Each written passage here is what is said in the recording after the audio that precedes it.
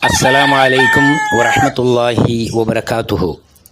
يوم الجمعة المبارك 14 من جماد الآخرة عام 1447 الهجري. عمل يسير فضله عظيم.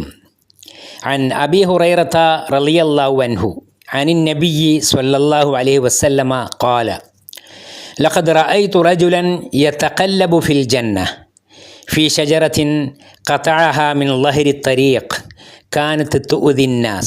കർമ്മം ലളിതം, പുണ്യം മഹത്തരം.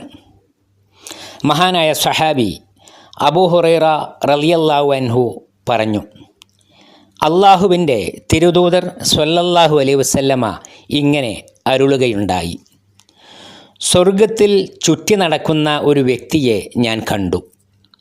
പൊതുവഴിയിൽ ജനങ്ങൾക്ക് ശല്യമാവുന്ന ഒരു മരം മുറിച്ചു മാറ്റിയതാണ് അദ്ദേഹത്തെ സ്വർഗത്തിൽ എത്തിച്ചത്.